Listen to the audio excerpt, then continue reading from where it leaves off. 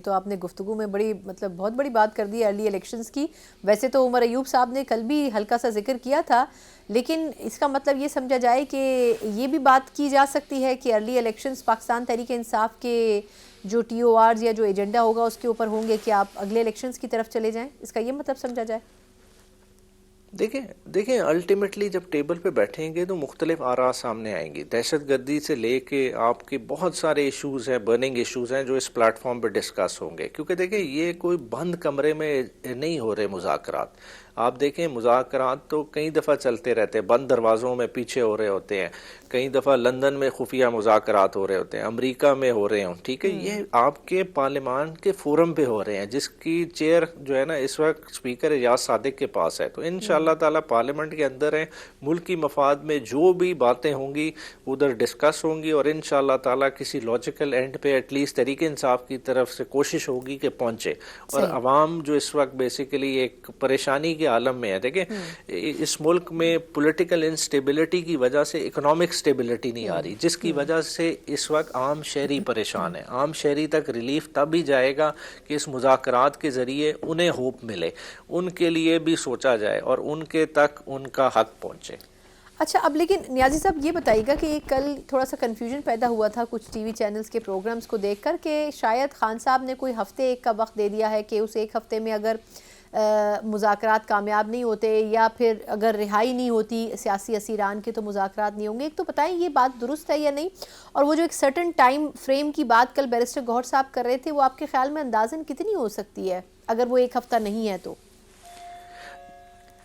دیکھیں مذاکرات کبھی بھی جو ہے نا لامحدود مدت کے تو ہوتے نہیں ہیں. بالکل ایسا اگر ہی ہے. دیکھیں پی ٹی ایم جو بڑا بار بار کہتی ہے مساق جمہوریت, ٹھیک ہے, مساق جمہوریت کے لیے ان کی کتنی نشستیں ہوئی تھیں لندن میں, ٹھیک ہے. تو یہ تو 4-5 نشستیں ہوں, بیک ٹو بیک ہوں, تو اس میں چیزوں میں فیصلہ ہو جائے گا. بات یہ ہے کہ ولنگنیس ہونی چاہیے. میں سمجھتا ہوں کہ اس وقت پی ٹی آئی کی طرف سے تو ولنگنیس ہے بات کرنے کے لیے. حکومت کو اپنی سیریسنیس دکھانی پڑے گی.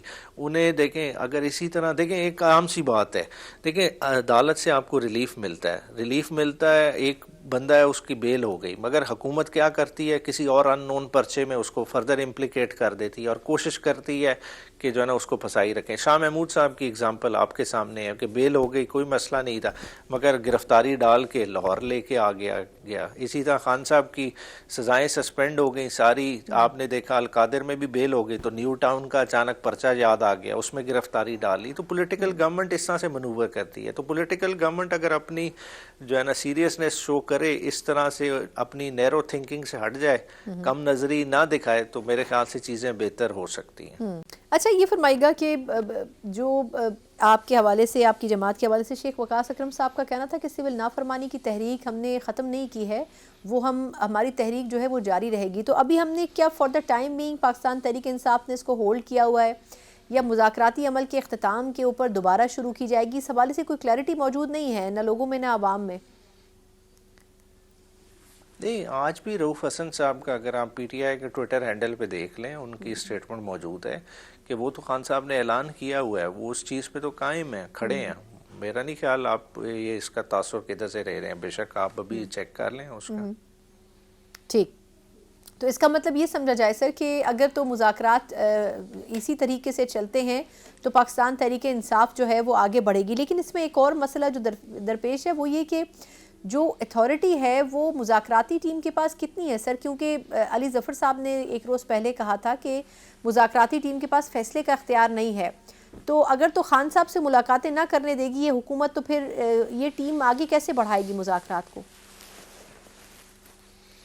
اچھا دیکھیں, اگر خان صاحب سے ملاقات نہیں کرنے دیتے تو اس کا مطلب ہے کہ حکومت سیریس ہی نہیں ہے مذاکرات کرنے میں. دیکھیں ملاقات تو بنیادی حق ہے, یہ حکومت نے تو نہیں دینا نا, یہ تو بیسیکلی جیل مینول پرووائڈ کرتا ہے, یہ اس میں قدغن ڈالتے ہیں تو مطلب یہ سیریس نہیں ہے. دیکھیں الٹیمیٹلی کوئی بھی مذاکرات ہو, اگر نون لیگ کے کسی ترجمان سے پوچھ لیں, اگر وہ اس مذاکرات میں بیٹھیں, کیا اس میں انہوں نے نواز شریف سے اجازت نہیں لی کیا کسی بڑے ایشو پہ وہ نواز شریف کو کنسلٹ نہیں کریں گے؟ وہ کریں گے.